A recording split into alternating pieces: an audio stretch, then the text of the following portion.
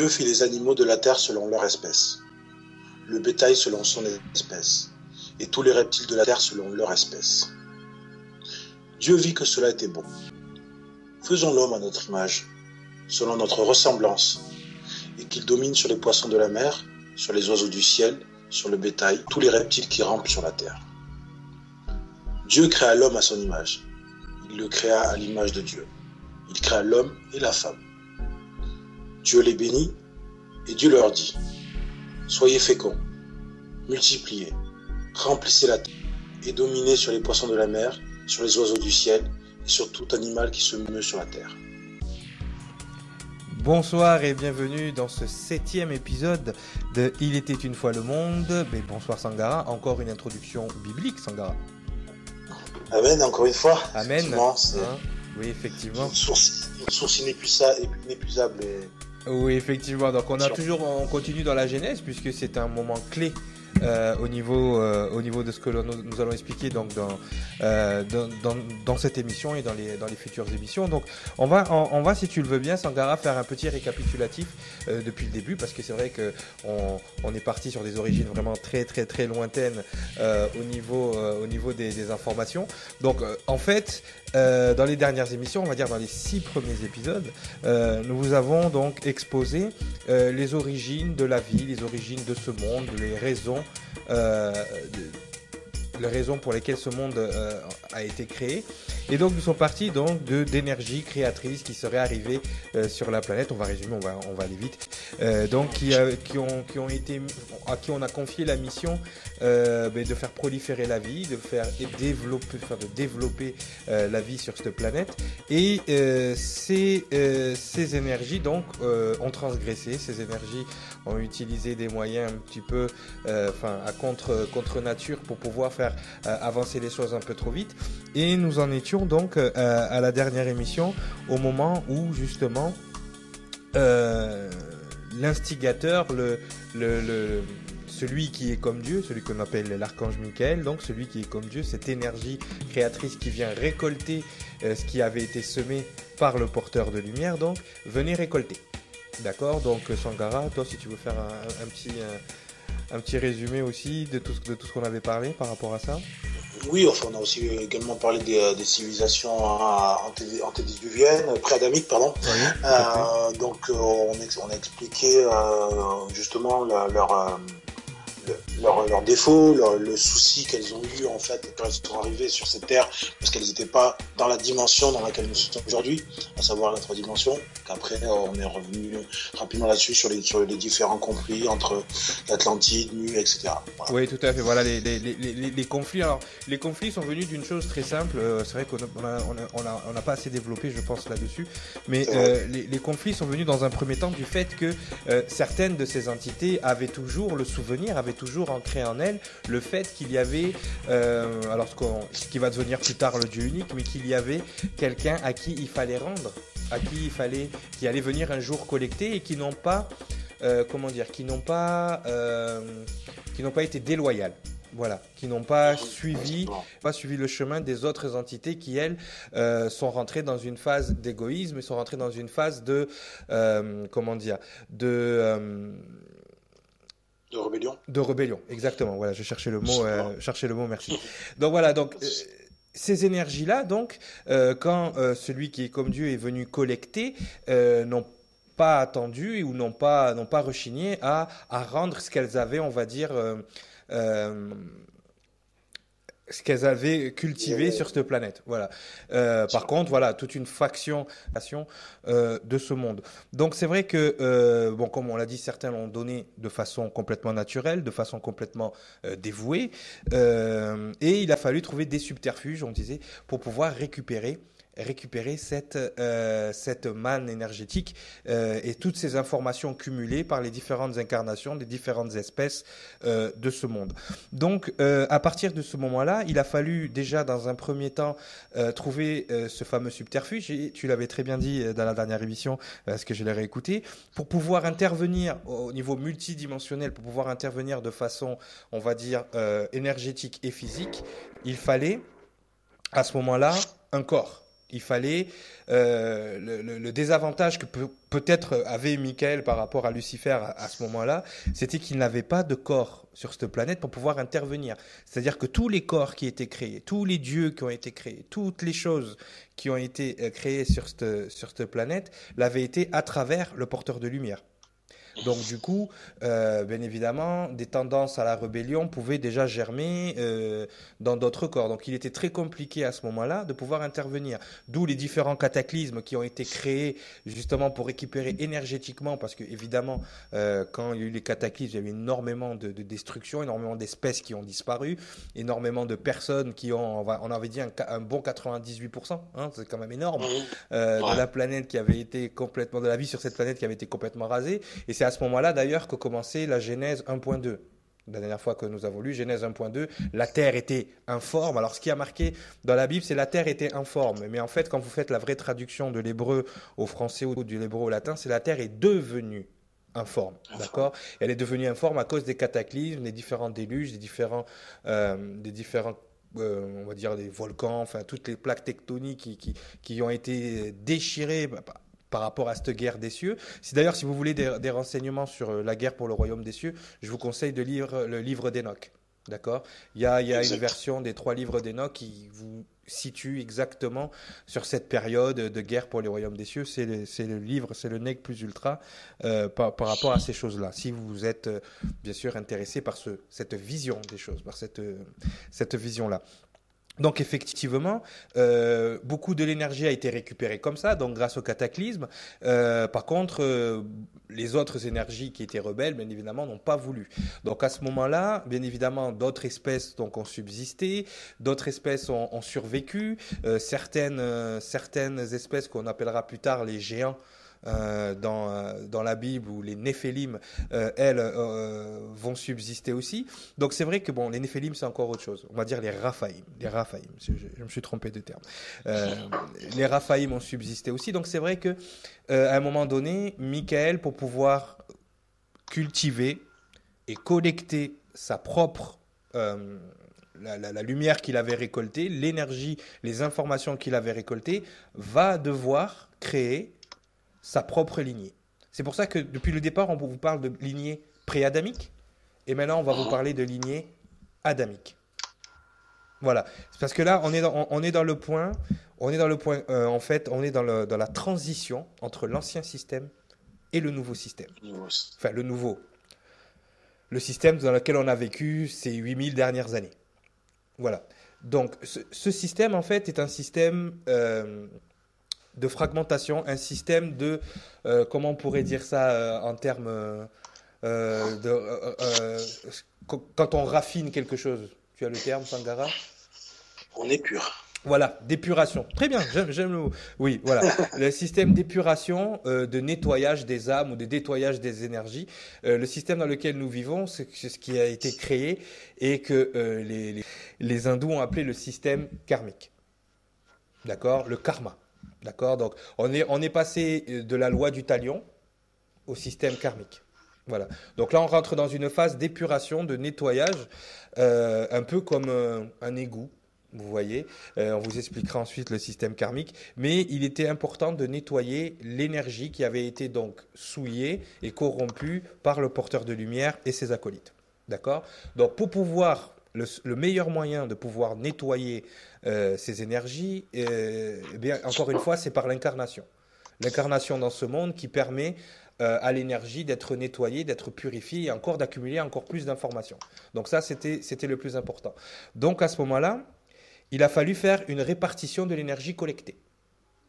D'accord ? Et cette énergie qu'on appellera plus tard l'énergie christique. D'accord ? Alors Christos en grec, ça veut dire, on va dire, le noyau ou l'atome de lumière le plus pur. D'accord ? Donc, cette lumière qui avait été collectée, bien évidemment, Sangara, elle a dû être répartie, fragmentée. D'accord ?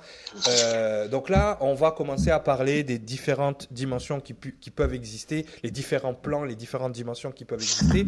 Là, tout ce qu'on est en train de vous dire se passe au niveau de la 5e dimension. D'accord? Donc, dans cette émission, je vous invite à ne pas quitter votre YouTube ou votre vidéo des yeux, puisqu'on va mettre énormément d'images, énormément pour expliquer. Elle risque d'être un peu plus longue que les autres d'ailleurs. On va mettre énormément d'images pour que vous compreniez effectivement tout ce qu'on est en train de dire, parce que c'est important qu'à ce niveau-là, vous ayez un visuel, parce que juste à l'oreille, vous allez effectivement être perdu. Donc, cette énergie a dû être fragmentée. Donc, il a fallu faire passer l'énergie donc de la 5e dimension à travers le prisme de la 4e dimension. Alors, pour ceux qui connaissent un peu la science spectrale, la science physique, au niveau de tout ce qui est, on va dire, fragmentation de la lumière, spectre lumineux et tout ça, qu'est-ce qui se passe, Sangara, quand tu fais passer une lumière quelconque à travers un prisme? Quelle est la... Elle se décompose. Elle se décompose, effectivement, on dit qu'elle se fragmente, d'accord? Et je ne sais pas si vous avez déjà fait l'expérience à l'école ou chez vous. Quand vous faites passer cette lumière à travers un prisme, vous avez un ensemble de petits arcs-en-ciel qui apparaissent partout. Alors, généralement, on le fait contre un mur. Et vous avez des petits fragments un peu partout sur le mur qui ressemblent à un arc-en-ciel, en fait, hein, avec plusieurs couleurs, du moins. D'accord. Sangara, combien il y a de couleurs dans l'arc-en-ciel? Tiens, on va voir, on va faire une petite question. La plupart des gens pensent la même chose que tu risques de dire maintenant, mais combien il y a de couleurs dans l'arc-en-ciel? Les couleurs connues. Les couleurs connues. Fais celui qui sait pas. Fais celui qui sait pas. Quand tu étais petit, on t'a dit, il y avait combien de couleurs dans l'arc-en-ciel? On m'a dit 7 ou 12, je sais plus. C'est 7. Voilà. La plupart des gens vont dire qu'il y a 7 couleurs dans l'arc-en-ciel. Ouais, exact. Ils n'ont pas tort. Mais ils n'ont pas raison non plus. En fait, ce qui se passe, c'est que l'inconscient, la conscience collective, c'est vrai qu'on est resté sur ces 7 couleurs, de l'arc-en-ciel. Donc, on pourrait les nommer. Donc, il y a le jaune, il y a l'orange, il y a le rouge, le violet, le bleu, l'indigo, le vert. Voilà, ça, c'est les 7 couleurs de l'arc-en-ciel. D'accord? Mais les gens qui s'y connaissent un petit peu plus en sciences ou même ne serait-ce que nos amis les peintres, les gens qui font de la peinture, quand ils font de la peinture, ils ont une palette qu'on appelle le cercle chromatique. D'accord?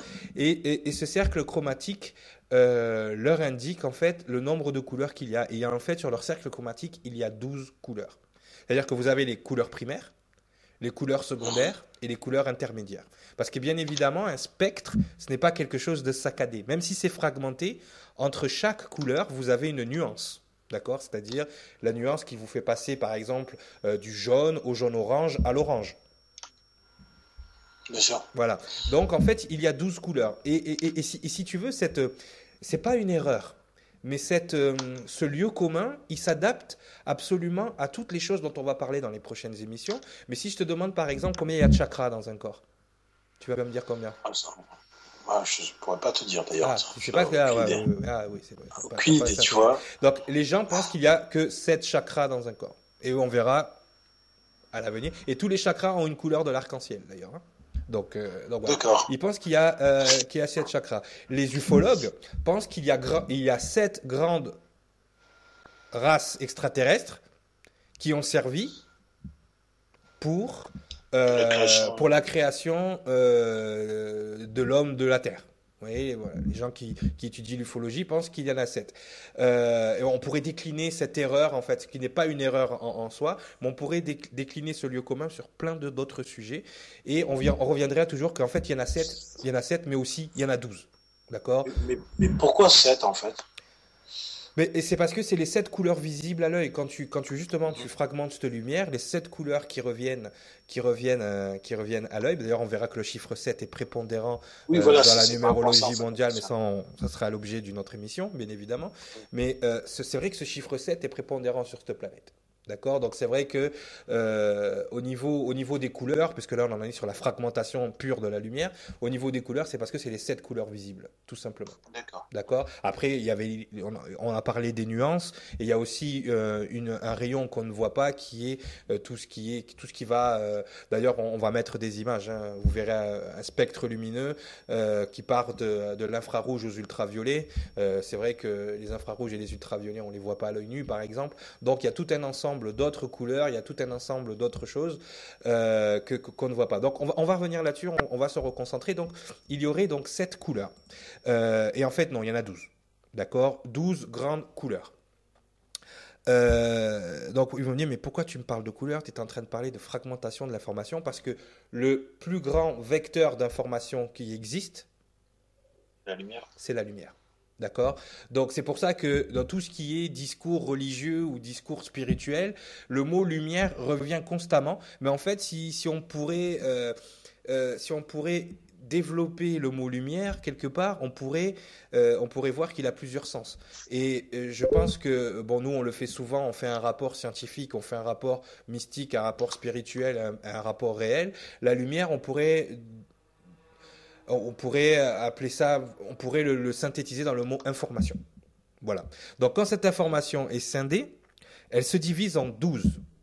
D'accord? Donc tout à l'heure, j'ai parlé que les ufologues disaient qu'il y avait 7 grandes races extraterrestres qui nous auraient créés. En gros, c'est ça. Et comme je t'ai dit tout à l'heure pour les couleurs, ils n'ont pas tort, mais ils n'ont pas forcément raison. D'accord? C'est toute l'histoire des nuances. En fait, quand Michael a récolté sa lumière, il s'est fragmenté. Il a récupéré la lumière de 72. Alors là, on va rentrer dans des trucs un peu mystiques, mais de 72, ce qu'on appelle les Elohim. D'accord? 72 Elohim qu'il a récupéré pour fragmenter ensuite leur lumière. D'ailleurs, tout à l'heure, quand tu as lu le passage de la Bible, et ça, personne ne fait le rapprochement, mais quand tu as parlé tout à l'heure quand tu as cité le passage de la Genèse, Dieu a dit, faisons l'homme à notre image. Exact. D'accord. Et Alors, si Dieu est Dieu, ou Dieu est Dieu et puis il est tout seul, c'est qui on? Moi qui parle de lui à la troisième personne, il parle d'autres personnes. À moins qu'il soit complètement schizo, il est bien avec d'autres personnes. Donc ça confirme bien ce qu'on était en train de vous dire au départ, que plusieurs anciens dieux préadamiques ont donné leur lumière et ont participé à un moment donné. Donc au moment où la lumière christique est en train de créer l'information on va dire ultime, au lieu de dire lumière christique encore, mais l'information ultime est en train de se fragmenter, ils sont plusieurs à participer à tout ça. Donc c'est bien la preuve de ce qu'on disait, que les anciens dieux, certains anciens dieux pré-adamiques ont participé à la création de cette lumière. Donc en tout, il y en avait 72. C'est ce qu'on appelle les Elohim, les dieux. Un Elohim, c'est un dieu de lumière en fait. Voilà, donc déjà, il y a peu de personnes qui se disent, mais attends, à qui il parle là? Ah, il parle aux anges, non, il parle aux Elohim. Mais quand D'accord? quand tu utilises ce terme Elohim, moi, bon, de mémoire, pour moi, Elohim, c'est Dieu en hébreu. Donc, alors, là, Ouais. tu seras en train de me dire que c'est Dieu au pluriel, en fait. En fait, exactement. Il faut comprendre que ce qu'on appelle le créateur, la création, ou n'importe quel, même toi, tu es une conscience collective énergétiquement. Tu n'es pas seul. D'accord? Oui, ça, je sais que je suis Euh, pas tout seul, hein, ouais, dans ma tête, moi mais aussi. Ouais, mais c'est moi le chef. Tu vois? Je suis pas tout seul dans ma tête, mais c'est moi le chef. Mais en tout cas, voilà, c'est ça en fait. C'est que c'est une conscience collective au départ. Donc c'est toute une récolte de plusieurs informations, de plusieurs fragments, on va dire, qui a créé la lumière de départ. D'accord? L'information de départ. Non pas l'information de départ de ce monde, attention, mais l'information de départ de la lignée adamique. Nuance. D'accord? De ce qu'on va appeler plus tard l'être humain. Nuance. C'est-à-dire la nuance qu'on faisait dans les autres émissions entre l'homme et l'être humain. Deux choses différentes. Donc voilà, donc au moment où cette souche, donc cette grande souche, cette grande lumière, cette grande source récupère la lumière des 72 Elohim, elle le fait passer donc à travers le prisme de la 5D. Donc là, je vais faire apparaître l'image de ce que je suis en train de vous expliquer à l'écran. Donc, lignée préadamique. Il y a 13 grandes souches. Donc, pour pouvoir lutter à armes égales, Michael donc a sa propre souche, Lucifer a sa propre souche, et il a 12 autres souches qui rebellent avec lui. D'accord? Donc de ces souches vont naître aussi d'autres dieux, d'autres Elohim, qui eux vont se retourner et ensuite vont servir Michael pour créer la lignée adamique, ce qu'on est en train de créer tout de suite.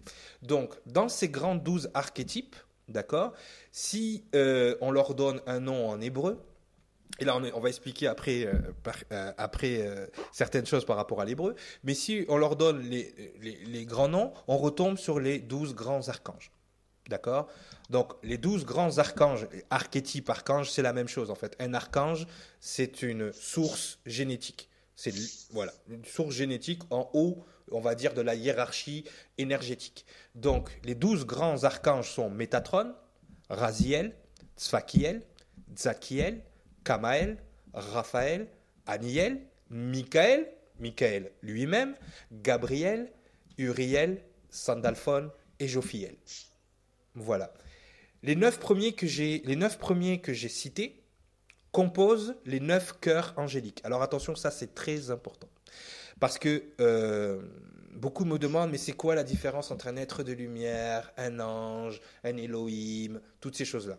Ce que vous devez savoir, c'est que le terme ange, le terme Mashiach, le terme d'ange en fait, ne s'adapte qu'à un certain groupe d'êtres célestes. Vous avez énormément d'êtres célestes, d'accord? C'est pour ça qu'on peut parler d'extraterrestres, vous pouvez parler de ce que vous voulez. Les anges, d'accord? Ce que vous appelez les anges, c'est un groupe spécifique d'êtres célestes, d'accord? Il y a eu 2 grands groupes d'anges, qui est le premier grand groupe d'anges et le premier qui est arrivé avec Lucifer, qui va devenir, à l'époque où on est en train de parler, les anges déchus, et le 9 cœurs angéliques, les 144 000 anges, après je l'expliquerai ensuite, le cœur angélique, ce n'est que cette partie-là. C'est-à-dire que ce sont les êtres célestes assignés au bien-être de cette planète et des êtres qui vivent dessus. C'est-à-dire les animaux, la nature et l'être humain. D'accord? Voilà, les anges, c'est ce groupe-là d'êtres célestes. Vous avez des êtres célestes qui pourraient sembler être des anges et qui n'en sont pas. Il faut bien distinguer être de lumière, Elohim, être céleste et les anges. Les anges, c'est vraiment un groupe spécifique. D'accord? C'est le groupe spécifique qui a servi à créer la lignée adamique et la lignée pré-adamique. D'accord? Donc il faut bien que vous ayez ça en tête. Et on le verra plus tard, certains d'entre vous qui sont en train de nous écouter ne sont pas issus de la lignée adamique. Ah ouais, ça déjà, ça commence. Ah oui, non mais ça, il faut en avoir conscience. Il faut en avoir conscience. Et puis, on va vous l'expliquer durant les émissions, durant tout ça, que vous voissiez vraiment la distinction et que vous compreniez pourquoi aussi certaines dérives sur cette planète, hein, tout simplement. Donc, ces 12 archanges, d'accord, donc ces 12 archanges donc, sont le premier fragment de la 5e dimension, dont on a parlé tout à l'heure. D'accord? Non, attends, excuse-moi, je te coupe rapidement parce que là tu me parles de 9 cœurs angéliques et là tu me parles de 12 archanges. Il y a une. Comment tu expliques la différence? Parce que là, tu me parles donc de 9 cœurs angéliques, c'est ça? Ouais. 1, 2, 3, 4, 5, 6, 7, 8, 9. Ok, autant pour moi. Donc, il y en a 3 qui ne le sont pas là-dedans? Alors, il y en a 3 qui ne sont pas attitrés. On va expliquer après plus tard parce que, effectivement, les 9 cœurs angéliques, vous allez voir, vont représenter les anges qui sont gardiens des 9 cycles de vie. Des archanges qui sont gardiens des 9 cycles de vie. Et il y a 3 archanges supplémentaires, excusez-moi, Uriel, Sandalphon et Jophiel, qui vont eux être en régence des futurs lauréats des 9 cœurs angéliques. C'est-à-dire que quand tu as passé tes 9 cycles de vie, tu vas passer dans ce qu'on appelle les cycles de vibration maître. Et c'est ces 3 archanges-là qui vont t'entraîner à devenir ce que tu es supposé être après. D'accord? Donc il faut bien faire, voilà, parce que même le chiffre 9 va revenir souvent. Rappelez-vous du chiffre 9. Mais le chiffre 9, il représente les 9 archanges principaux, d'accord, qui s'occupent des cœurs angéliques, qui s'occupent aussi des 72 Elohim, D'accord? Parce que les Elohim reviennent à ce moment-là pour pouvoir, maintenant qu'ils ont été nettoyés par la fragmentation, ils reviennent aussi pour intervenir. Chacun des 72 Elohim est régent on va dire, d'une tribu, entre guillemets. Et c'est ce qu'on va expliquer après. D'accord? On expliquera tout ça plus tard quand on fera la hiérarchie des anges. Pour l'instant, on n'en est pas là. Justement, excuse-moi, je te coupe encore une fois, mais Oui. bon, c'est pour amener au débat. Oui. Souvent, dans les religions, on peut faire la confusion entre Michael et Gabriel. Ouais. Tu l'as souvent, comment tu expliques ça? Ça vient plus tard, je vais t'expliquer. Parce que voilà, Michael, ça veut dire celui qui est comme Dieu, qui a vu le Père, a vu le Fils. D'accord? Gabriel, ça veut dire la puissance de Dieu. D'accord. Forcément... Gabriel, si tu veux, il représente... Gabriel, au passage, bon là c'est un des 12 archanges, hein, d'accord, mais au passage, il faisait partie, Gabriel, de la lignée pré-adamique au départ. C'est-à-dire que si tu regardes bien dans les civilisations sumériennes et même pré-sumériennes, on parle d'un dieu qui s'appelle Djibre. Exact. D'accord. Djibre, en arabe, Djibril, en hébreu, Gabriel, c'est la même personne. D'accord? Sauf qu'à un moment donné, il a donné sa lumière pour pouvoir justement participer au cœur angélique et participer à la fragmentation et à la lignée adamique. C'est quand même lui qui vient mener la nouvelle à qui tu sais. Donc, bien sûr. Voilà, Gabriel, attention, c'est un archange très puissant qui aurait pu très bien, comme Michael, être le Christ, en fait, la lumière de base de la prochaine lignée. D'accord? Il faut, voilà. D'ailleurs, on verra que pour le prochain cycle qui est en train d'arriver, ça pourrait être lui, le prochain Christ, entre guillemets. Mais bon, ça, c'est une autre histoire, c'est une autre émission. Donc voilà. Mais d'ailleurs, c'est important. Et pourquoi on fait la confusion, en fait. La confusion, je t'explique, c'est que tu sais qu'à un moment donné, bon, là on s'écarte un petit peu, mais tu sais qu'à un moment donné, il y a eu une séparation au niveau de Isaac et Ismaël. Tu sais de quoi je parle, cette séparation. Et cette séparation, elle est regrettable dans la mesure où elle aurait pas dû avoir lieu, cette séparation. Et dans un autre sens, il a bien fallu s'occuper à un moment donné de la descendance d'Ismaël. D'accord? Ce qui a créé plus tard, encore une fois, une religion, mais la religion musulmane. Et dans la religion musulmane, l'ange principal est Gabriel. Exact. C'est Djibril. Donc Djibril, en fait, a été, à ce moment-là, lui, il a été, il a été nommé pour pouvoir s'occuper de cette faction-là de la lignée adamique, qui s'est pas qui s'est séparé, mais qui prenait une voie différente. C'est pour ça que ça s'est matérialisé dans l'esprit humain par une religion différente. Donc ça vient de là en fait, mais ça on en parlera aussi au moment de la création des religions. Non, c'est pas anodin du tout. C'est pas anodin. C'est pas anodin du tout parce que pour la plupart des musulmans dans le monde, Gabriel c'est l'ange principal. Hein, mais bon, ça encore une fois, c'est énergétique. Hein, tout ce on vous parle avec des termes d'ange parce que c'est ce qui nous parle le plus et c'est ce dont on connaît le mieux, mais on pourrait avoir le même rapport au niveau génétique. Qu'est-ce qui fait la différence aujourd'hui entre un Israélien et un Palestinien? Si vous les mettez à côté, vous êtes incapable de faire la différence visuellement parlant. C'est parce que génétiquement, peut-être, ils viennent de la même souche. Mais bon, ça, on en parlera plus tard. Après, bon, oui, si on devait ramener à un terme qui est souvent galvaudé au jour d'aujourd'hui dans l'actualité de tous les jours, tu vois, par exemple, quand j'entends le terme antisémite. Ouais. Parce que entre un Palestinien et un Israélien, c'est des sémites tous les deux. Oui, non, mais ça, c'est la plus grande escroquerie intellectuelle de notre siècle. C'est-à-dire que, bon, ça, on en parlera justement, parce que nous, on parle de génétique, on parle pas ni de politique, ni de religion, on essaye de pas le faire.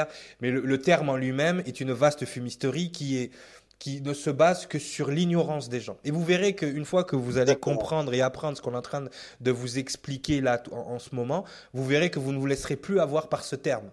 Tout simplement. Parce que ce terme-là n'est là que pour pointer du doigt ou il n'existe pas. Je vous explique, Sangara et moi-même sommes des descendants directs du peuple hébreu et nous sommes noirs de peau. Vous voyez, donc à partir de ce moment-là, si vous traitez quelqu'un d'antisémite, c'est pas forcément un anti-hébraïque ou un anti-hébreu ou un anti-juif ou quoi que ce soit, puisque nous sommes noirs.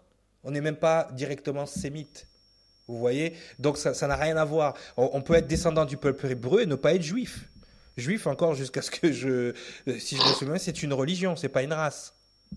Exactement. Il y a les Félacha en Éthiopie, En Éthiopie, les Flacha, ouais. ils sont noirs. Donc, quand on dit antisémite, anti-juif, c'est n'importe quoi. Mais bon, on va pas développer là-dessus, Ouais, on mais c'est l'expliquera. juste. Oui, mais c'est toutes ces choses-là. Mais quand vous saurez, donc, au niveau génétique, au niveau énergétique, à quoi a servi le peuple hébreu pour l'humanité, vous comprendrez pourquoi aujourd'hui aussi il y a des petits problèmes de compréhension. Mais ça encore, c'est dû encore aux religions. Hein. Alors, il dit, mais pourquoi il critique les religions? Il cite la Bible. Parce que pour nous, la Bible, c'est pas un livre religieux. Il y a des religions qui ont été créées à partir de la Bible. La Bible a été modifiée sur certains aspects. C'est pour ça qu'on fait des corrections constamment pour pouvoir bénéficier aux religions. Mais à aucun moment, la Bible est un livre religieux. Hein. Mais ça, vous le verrez au fil du temps. Sachant qu'en plus, elle a été modelée pour coller à une religion bien spécifique. Non, mais le Nouveau Testament, c'est une blague. C'est une blague. Et bon, ce qui est écrit à l'intérieur est juste, mais la façon dont il a été monté, c'est une blague. Mais après, on verra, enfin, vous comprendrez. Hein. Bon, allez, on revient à notre fragmentation parce que sinon l'émission va durer 3 heures. On est déjà à 1 heure. On s'emballe. Hein. On est en train de s'emballer. Donc, voilà. Donc, on a passé le premier niveau de fragmentation. D'accord? Donc, c'est de ces 12 archanges. Ces 12 archanges, donc, pour pouvoir encore baisser leur vibration, comme l'avait dit Sangara dans une très belle introduction, je pense que c'est dans l'émission numéro 3, que les énergies pouvaient baisser à leur guise leur vibration pour pouvoir arriver à des formes un peu plus, tu avais dit vulgaires, à des formes un peu plus, à des vibrations plus basses, d'accord?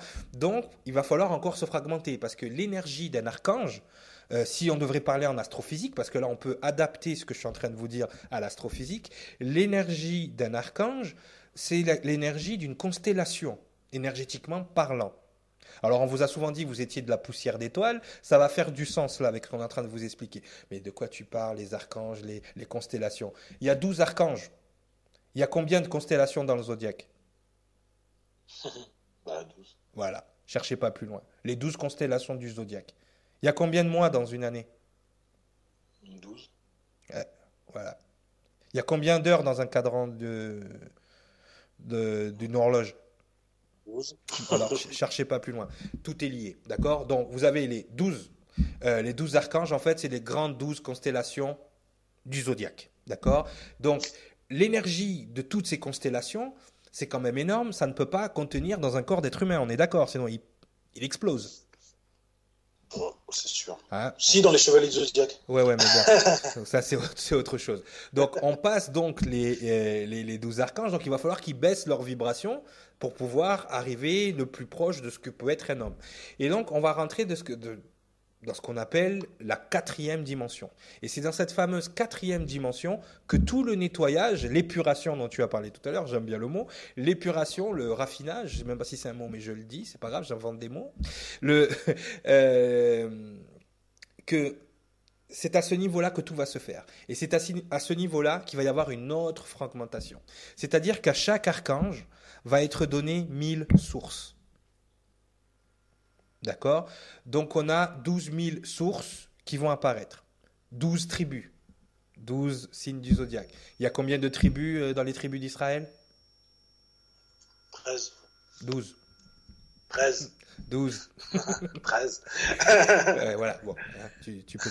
Voilà, donc on a 12 tribus de 12 000. On va dire 12 000 lumières chacune, 12 000 fragments chacune. Donc si vous faites 12 fois 12 000, vous arrivez sur 144 000. Ce fameux chiffre 144 000, il est un peu mystérieux parce que beaucoup en parlent et peu savent ce que c'est. Les 144 000, en fait, quand vous allez avancer, si un jour vous lisez la Bible, mais quand vous connaissez comment le peuple, les descendants de David, le peuple hébreu a été créé, il y avait 12 tribus de 12 000 personnes chacune.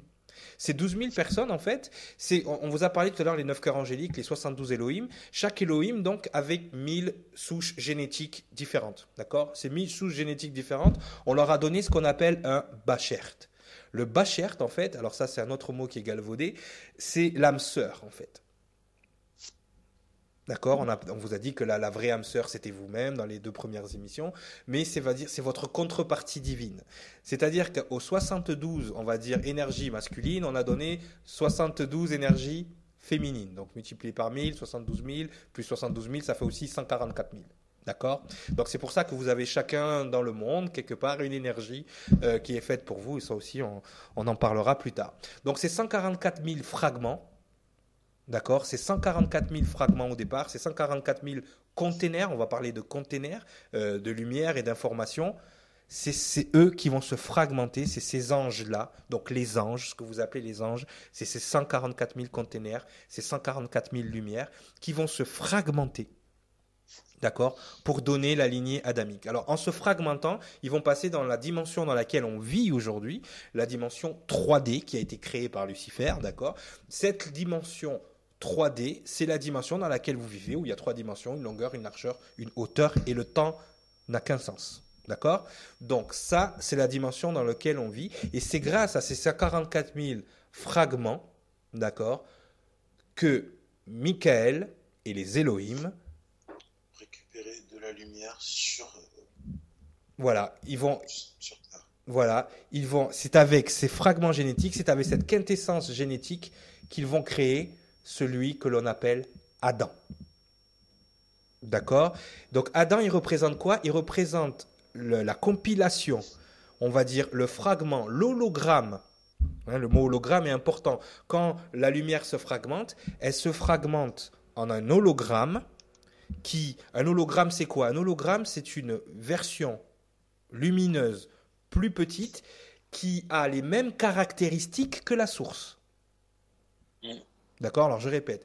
Un hologramme, c'est une version lumineuse plus petite, holo c'est lumière, qui a les mêmes caractéristiques que la source. C'est-à-dire que la source qui est au départ, le YHVH, une fois qu'il s'est fragmenté jusqu'à arriver au fragment Adam, Adam a les mêmes caractéristiques que Dieu. Donc quand on vous dit faisons l'homme à notre image, selon notre ressemblance, voilà où vous en êtes. D'accord? Voilà ce que ça veut dire. Pourquoi image? Parce que l'image, la lumière, c'est le plus grand facteur d'image. Quand vous allez au cinéma, c'est la lumière qui vous diffuse l'image. Et donc, le plus grand facteur d'information est la lumière. Donc, quand on vous dit faisons les hommes à notre image, c'est-à-dire qu'ils ont répertorié, ils ont rassemblé toutes les souches génétiques. Ils en ont créé ils ont créé une signature énergétique, un ADN divin qui ne pouvait être reçu que par la lignée d'Adam. Donc pourquoi il y a une différence entre les pré-adamiques et les adamiques? C'est tout simplement ça. C'est que Adam, la source ADN d'Adam vient directement du Fils créateur. Donc du créateur direct. La différence avec les lignées pré-adamiques étaient créées après de la lumière confiée à Lucifer, donc créée par Lucifer. La lignée adamique est créée par le créateur lui-même. C'est-à-dire que la signature énergétique qu'a Adam au moment de sa création, d'accord, est la même que le créateur. D'accord? Je ne dis pas Dieu, je dis créateur. D'accord? Et pas n'importe quel créateur, c'est le Christ. C'est-à-dire, le Christ, c'est l'atome de lumière le plus pur de la création. D'accord, qui a rassemblé. Alors je dis le plus pur, mais il a besoin d'être nettoyé. Ça, je n'ai pas oublié. Hein. Mais c'est la lumière la plus puissante directement. Donc pour comprendre ce qui se passe là à ce niveau-là, il faut comprendre le terme Adam. Parce que quand vous lisez la Bible, vous avez l'impression, et ça c'est l'interprétation religieuse, que Dieu il est arrivé, il a pris un peu de boue, il a créé un homme, il lui a soufflé dans le nez, le truc il vivait, il a pris une côte, il a créé Ève. Et puis voilà, c'est bien, c'est le conte de fées, tout le monde est content. Il y a une explication qui ne fait pas de sens, que tout le monde gobe et que que les religieux avalent sans problème. Non. On va essayer d'élever ce qui s'est passé à ce moment-là. On va essayer d'élever le niveau de compréhension de ce que c'est. Et pour comprendre ce qu'est Adam, si vous ne connaissez pas l'hébreu, vous voyez, je l'ai marqué en hébreu sur le dessin. Si vous ne connaissez pas l'hébreu, vous ne pouvez pas comprendre ce que veut dire Adam. D'accord? Donc on a parlé tout à l'heure de lumière, on a parlé de souche génétique, on a parlé de signature énergétique, on a parlé d'ADN divin, d'accord? L'ADN, D'accord? On a parlé de tout ça. Maintenant, je vais vous mettre à l'écran, donc, le mot Adam en hébreu. D'accord? Donc ça, hop. Même Dalet Aleph. Voilà. Je vais vous mettre le mot Adam en hébreu. Alors, le mot Adam en hébreu, vous voyez, alors ça se lit de la droite vers la gauche, et pas de la gauche vers la droite, déjà. Ouais, voilà. Voilà. Alors, ce qui est merveilleux avec l'hébreu, moi, c'est une langue qui me passionne. Hein. Pourtant, c'est pas la langue de ma créature maternelle, d'accord. Mais ce qui me passionne avec l'hébreu, c'est que quand vous êtes en train de lire de l'hébreu, non seulement, bon, le mot a une signification, a une symbolique, d'accord. Alors, j'adore les langues symboliques comme l'asiatique, comme tout ça, où avec un signe, tu dis beaucoup de choses. Comparé à notre alphabet. D'accord? Je vous ferai la distinction entre un alphabet symbolique et un alphabet qui a une racine. On va le faire tout de suite d'ailleurs. Un alphabet qui a une racine, par exemple, je vais te donner un exemple. Est-ce que tu sais pourquoi le mot nylon s'écrit nylon? N-Y-L-O-N. Tu sais, tu as des chaussettes en nylon. Est-ce que tu sais pourquoi? On n'a aucune idée. Aucune idée. Parce que les deux matériaux qui aident à fabriquer le nylon, il y a un matériel qui est créé à New York, NY, et un matériel qui est créé à Londres, LON, nylon, ni simplement. Le mot a une racine. Le mot a une racine et a une signification qui est basée par rapport à un endroit, par rapport à une chose. Voilà. Voilà la différence entre l'alphabet latin et l'alphabet symbolique hébreu, c'est que dans le mot veut dire quelque chose. Et chaque lettre conforte le sens du mot et t'explique ce qu'est le mot. D'accord? Donc chaque lettre qui sont à l'écran, donc je vais scinder les lettres. Donc la première lettre c'est Aleph, la deuxième lettre c'est Dalet et la troisième lettre c'est Mem. D'accord? Chaque lettre conforte le sens du mot, t'explique comment le mot a été créé, de quoi il est composé et à quoi il sert. Comparé à notre alphabet bête et méchant où un mot est un mot. Tu vois ce que je veux dire? Là, on a un alphabet qui t'explique, on a un mot qui t'explique ce qu'est Adam, d'accord? Et qui va synthétiser tout ce qu'on a expliqué depuis tout à l'heure. D'accord. En plus, chaque lettre a une valeur, donc symbolique, a une valeur énergétique, d'accord? Donc chaque lettre, c'est pour ça qu'ils disent que c'est un langage divin, parce que chaque lettre a une énergie. Et chaque lettre a une valeur numérique aussi.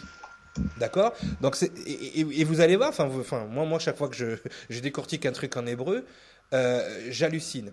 Donc, et chaque syllabe du mot, chaque syllabe du mot, en plus, vous explique, renforce le sens. On va le voir pour Adam. Donc, en fait, alors, Adam, le premier mot, donc... Adam, alors déjà, ce que veut dire Adam? Est-ce que tu sais ce que veut dire le mot Adam en hébreu?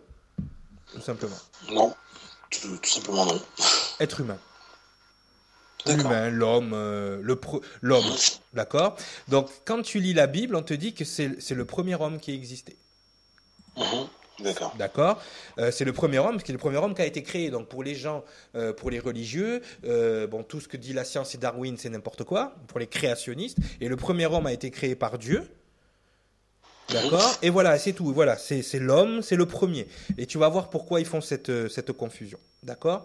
Donc, la première lettre de ce mot, donc là, je vais mettre l'alphabet, c'est Aleph. Donc là, je vais mettre à l'écran ce que veut dire chaque lettre. Aleph, en hébreu, ça veut dire le premier, le leader ou le tout-puissant. D'accord. Donc, le premier, le leader ou le tout-puissant. Donc, Adam, c'est l'humain. Mais la première lettre veut dire le premier, le leader ou le tout-puissant. Donc, c'est normal que quelqu'un qui va traduire de l'hébreu au français va dire c'est le premier homme, puisque Aleph, ça veut dire le premier. D'accord, ok. D'accord? C'est le premier, certes, mais de quelque chose. Pas le premier homme, le premier humain. Dalet, la deuxième lettre, veut dire le portail, le chemin, la voie. C'est-à-dire ce qu'on emprunte donc pour pouvoir prendre un chemin ou pour aller quelque part. Et même le troisième mot, enfin le troisième symbole, indique les eaux ou le chaos. Rappelez-vous, dans l'émission précédente, on vous avait dit le Créateur a séparé les eaux d'en haut et les eaux d'en bas. Tu te rappelles de ça? Si. Oui, bien sûr, c'est moi qui l'ai dit. Voilà. Donc, effectivement. Donc, si je retraduis en sachant ce que je sais, le premier qui... Alors, c'est le premier, le leader ou le tout-puissant qui trouve son chemin vers les eaux, vers le chaos. Alors, si les eaux d'en haut, c'est le paradis, les eaux d'en bas, c'est quoi? C'est l'enfer. C'est le chaos. Pas l'enfer. Bon, l'enfer, ça, c'est un mot religieux, mais c'est le chaos. Tu as l'ordre qui représente les eaux d'en haut, et tu as le désordre, le chaos, qui représente Les eaux d'en bas, D'accord. c'est-à-dire la 3D. D'accord? Mhm. Donc, si j'analyse un peu plus loin et que je me force à comprendre vraiment ce que ça veut dire, que je ne m'arrête pas à une interprétation religieuse, ça serait donc Adam reste toujours l'humain. Aleph, donc le premier, le leader. Donc ça nous explique, Aleph aussi c'est l'alpha, c'est Dieu. Donc ça nous explique qu'il a en lui, tu as la signification du mot, que le premier, le Tout-Puissant, a trouvé le chemin vers le chaos. Donc Michael, le Fils créateur, a trouvé le chemin vers notre dimension. En gros, c'est ça. Il vous montre comment la fragmentation s'est faite. Le premier, Michael, a trouvé le chemin, donc il a passé les différentes dimensions pour arriver vers les eaux d'en bas. D'accord? Ça peut vouloir dire aussi que c'est le premier humain qui est le portail, qui est comment dire, qui est le vaisseau, comme on dit un vaisseau, un corps, qui est le vaisseau pour l'esprit du premier. Tu vois ce que je veux dire? Et enfin, quand tu prends, là je vais mettre une autre image. Là, je vais mettre une autre image. Quand tu prends Adam, parce que en hébreu, en phonétique, quand vous expliquez Adam, le A, le Aleph, et c'est un silence. On ne dit pas, on ne le prononce pas. Et quel est celui dont on ne prononce pas le nom? Dieu le Créateur. Dieu, il a un nom imprononçable. Donc c'est pour ça que ça nous confirme que le Aleph, en fait, nous indique l'origine, la source, qui est celui dont on ne prononce pas le nom, qui est le Créateur. D'accord? Donc c'est le silence, celui dont le nom est imprononçable.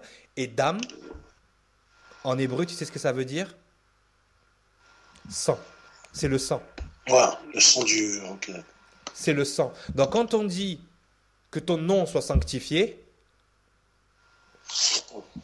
c'est ça. Et alors, qu'est-ce que le sang? C'est quoi le sang? C'est le vecteur de l'ADN. Exactement. Donc, vous avez la preuve que Adam est le début d'une lignée adamique et le début d'une lignée de sang, d'une lignée génétique. Et tout est expliqué dans le mot. C'est-à-dire que si on lit le mot Adam, l'humain, et qu'on essaye de traduire un peu de l'hébreu au latin, de l'hébreu au grec ou de l'hébreu au français, on se retrouve avec, c'est le premier homme. Alors que quand on analyse lettre par lettre, signification par signification, syllabe par syllabe, ce que ça veut dire, vous avez le Tout-Puissant qui trouve le chemin vers cette dimension à travers le sang. C'est pour ça que et là, bon, ça me débecte, hein, mais c'est pour ça que pour tout ce qui est satanisme, tout ça, le sang est très présent. Parce que justement, et même les lignées, quand vous voyez ce qu'on appelle des bloodlines, les lignées sataniques, les lignées lucifériennes des gens qui dirigent ce monde, ils ne se mélangent pas parce qu'ils connaissent l'importance du sang. D'accord? Et ça, c'est important parce que vous voyez ce que je suis en train de décortiquer. D'autres avant nous l'ont fait, forcément, des Hébreux l'ont fait. C'est ce qu'on appelle la Kabbale, les kabbalistes.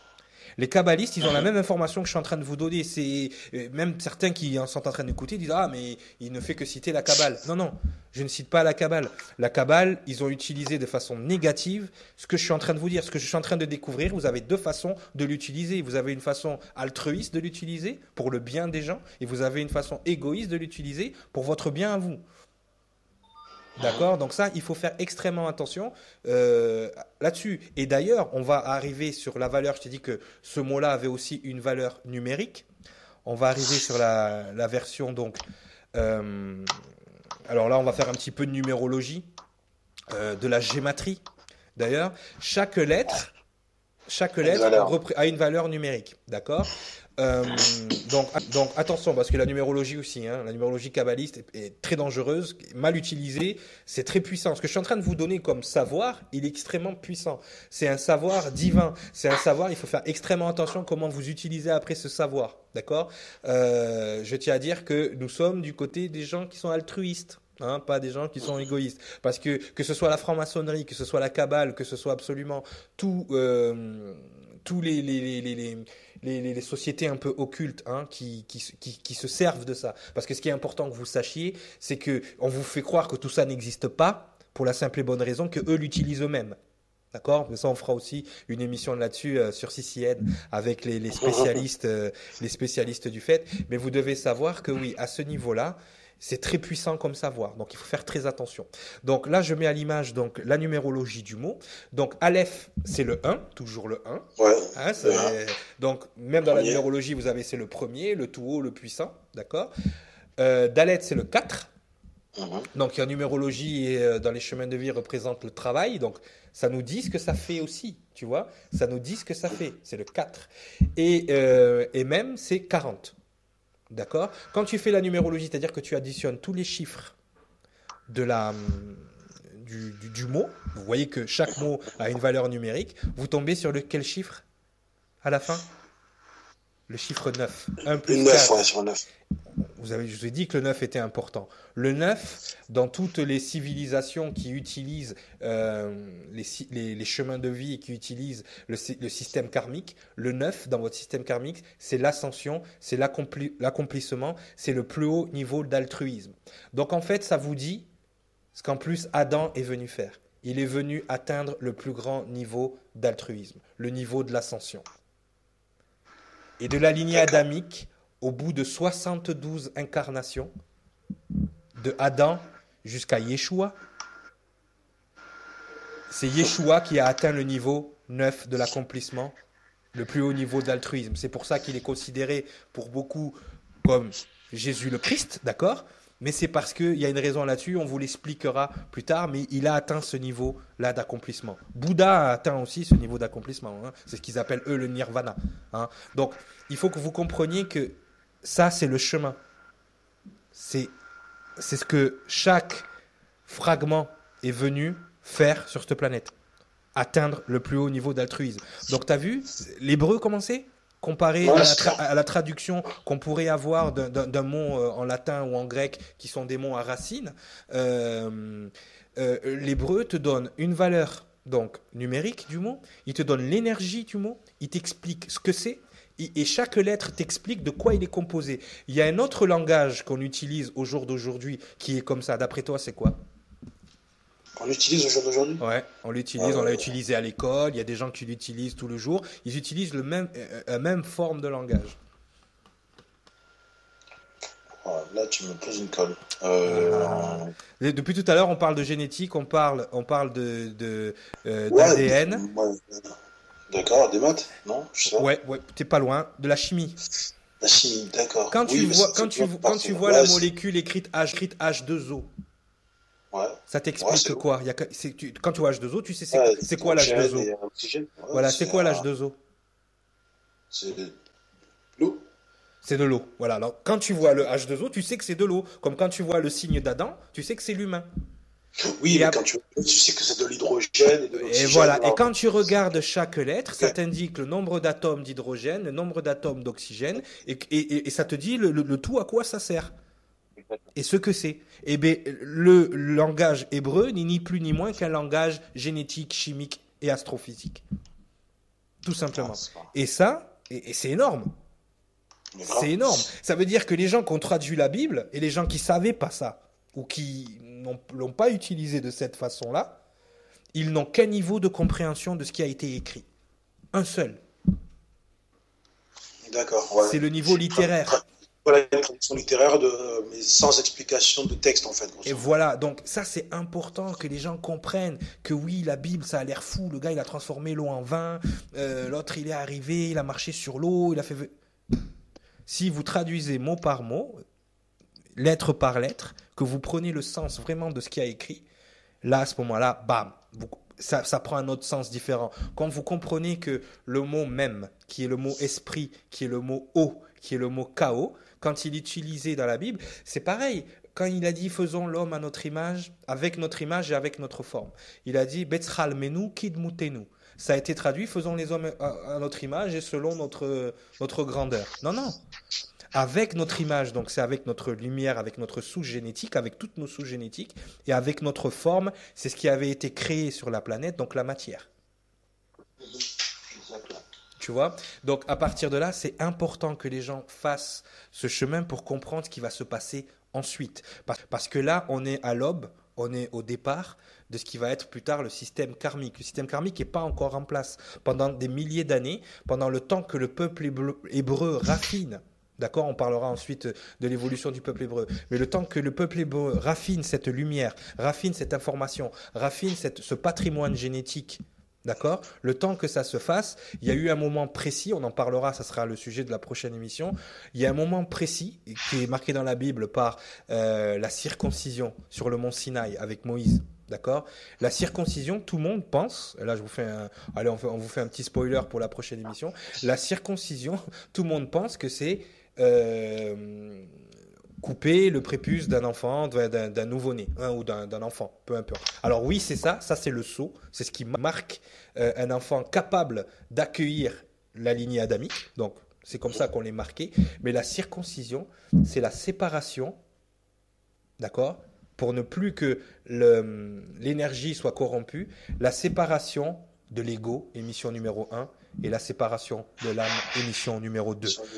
On va passer du Nefeshaya à Nefesh. Nefeshaya, l'âme qui marche. Nefesh, la vie qui donne l'esprit. Et là, tout est la différence. On vous expliquera ça dans les prochaines émissions. Mais voilà, c'était important que vous compreniez comment l'énergie, les sous-génétiques ont été subdivisés. Pourquoi on les rapproche de ces archanges, de ces gens? En fait, archange, c'est un archétype. Un ange, c'est une souche basée par cet archétype. Un archétype, c'est un ensemble de choses qui vont définir un autre type. L'archétype, le type, le fragment. Vos âmes, les âmes qui sont fragmentées pour ceux qui descendent de la lignée d'Adam, des 144 000 anges d'Israël. On expliquera aussi ce qu'est Israël, le prince de Dieu. Israël, Michael, ça veut dire la même chose. D'accord? Israël n'a jamais été un État. Israël n'a jamais été une terre promise. Israël, c'est un collectif génétique de lumière, d'anges, d'archanges, de ce que vous voulez. Et c'est pour ça que les mauvaises compréhensions au jour d'aujourd'hui font que maintenant Israël est devenu un État sioniste, dangereux pour la santé du monde, dangereux pour plein d'autres choses. Et on va vous expliquer pourquoi. Mais si vous n'avez pas compris ça dès le départ, si vous n'avez pas compris, là on vous l'explique en plus avec de l'hébreu. On vous l'explique vraiment avec quelque chose qui a été utilisé par la Kabbale pour créer tout le bordel qu'il y a aujourd'hui. Mais on vous l'explique vraiment à la source. Et vous devez comprendre. Oui, je vais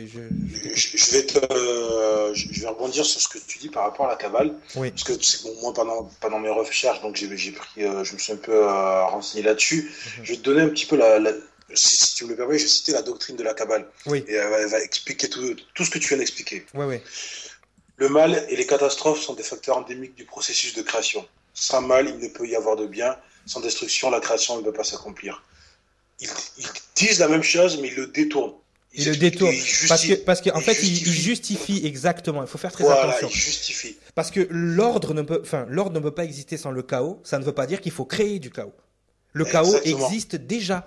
C'est ça le problème de toutes ces civilisations, de toutes ces sociétés secrètes, Illuminati, toutes ces sociétés secrètes. Elles ont l'impression qu'elles augmentent le niveau spirituel de la planète parce qu'elles créent le chaos.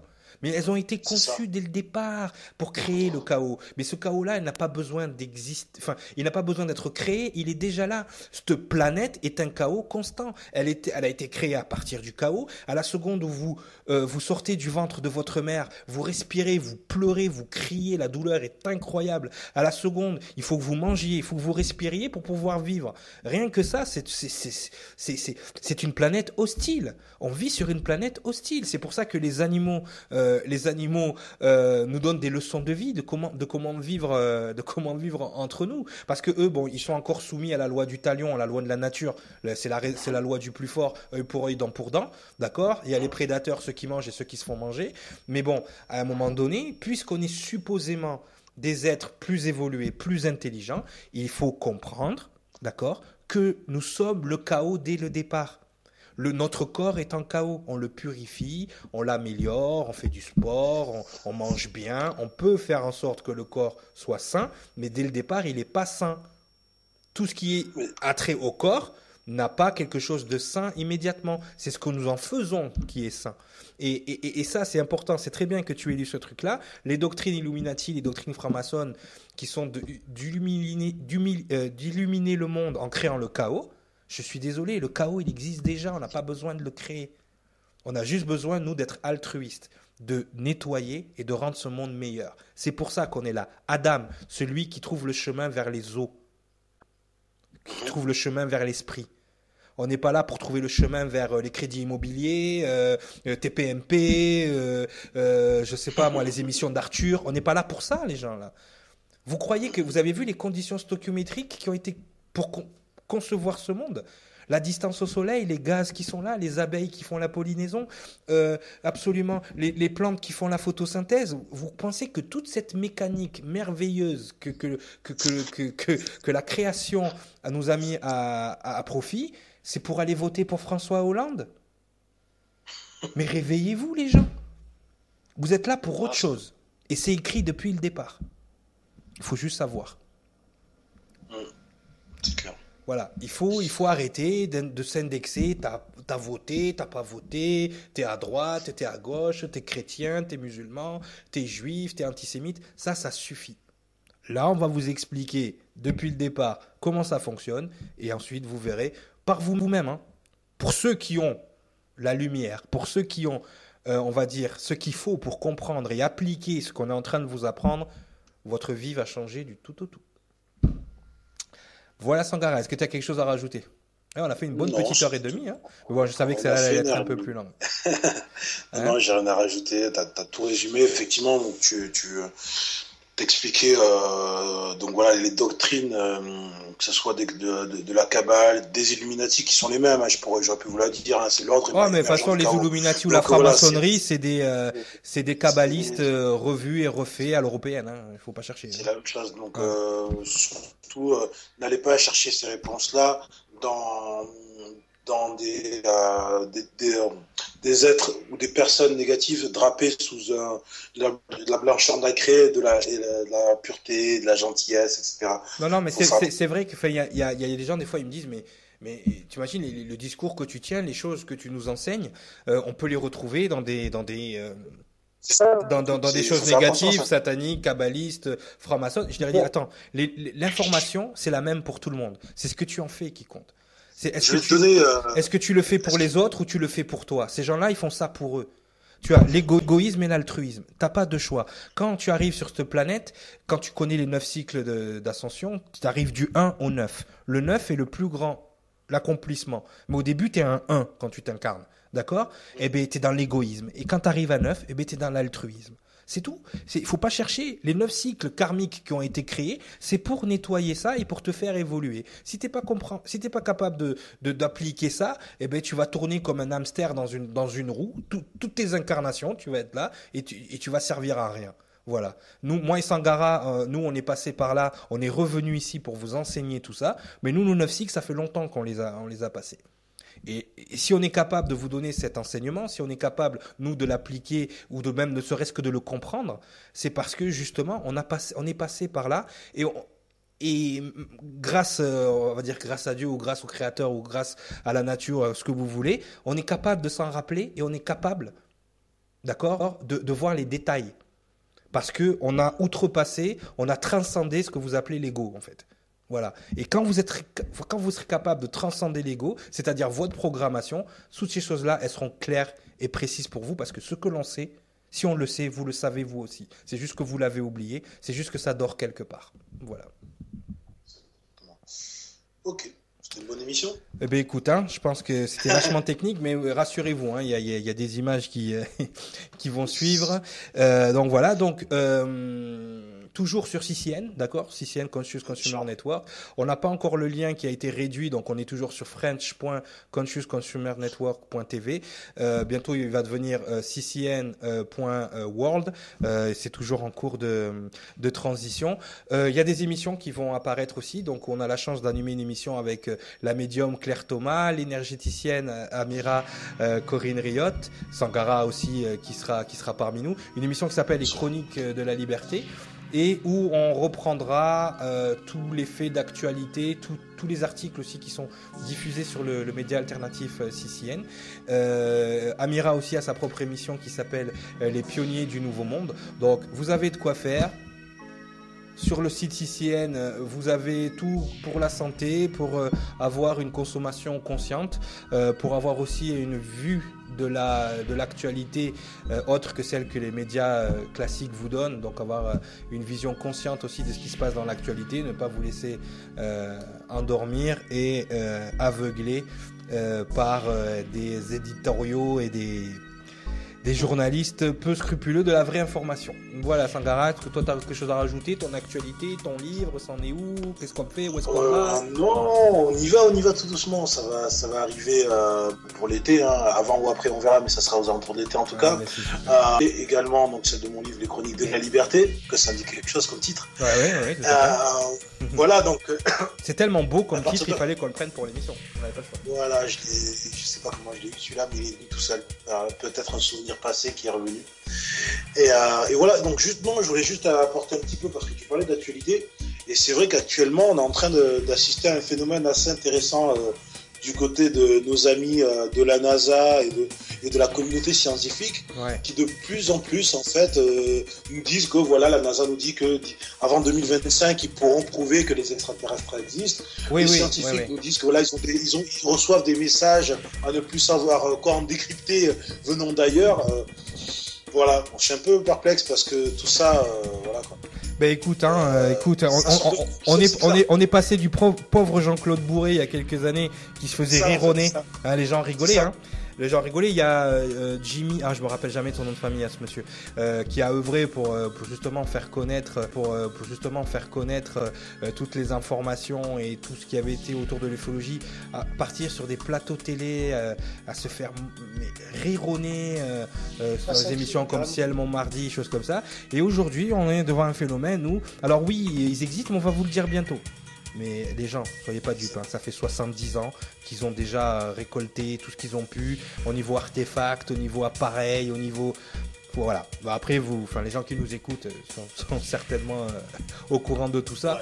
Mais maintenant, il va falloir que les gens qui regardent les anges de la télé-réalité, Nabila et compagnie, en aient conscience aussi. Et d'ailleurs, je ne sais même pas comment ces gens-là vont réagir, hein, parce qu'ils sont tellement persuadés que ça n'existe pas. J'ai peur que, ou il y en a qui sont tellement moqués de ceux qui pensaient que ça existe, ils vont virer fous juste par honte de s'être trompé. Mais bon, on verra bien. Écoute, on est en pleine apocalypse, comme on dit. Alors l'apocalypse, pour ceux qui sont initiés, ce n'est pas la fin du monde, mais c'est la révélation du secret. Voilà, je vais terminer sur ce mot-là, ce mot grec, apocalypse. Ça veut dire révélation du secret. Ce qu'on fait presque toutes les 2 semaines maintenant, dans Il était une fois le monde. C'était Cyriliel et j'étais avec Sangara. Je vous souhaite une bonne journée. À bientôt. Et épisode numéro 8, donc d'ici 2 semaines, 3 semaines, sur CCN. Bonne soirée à tous. Ouais.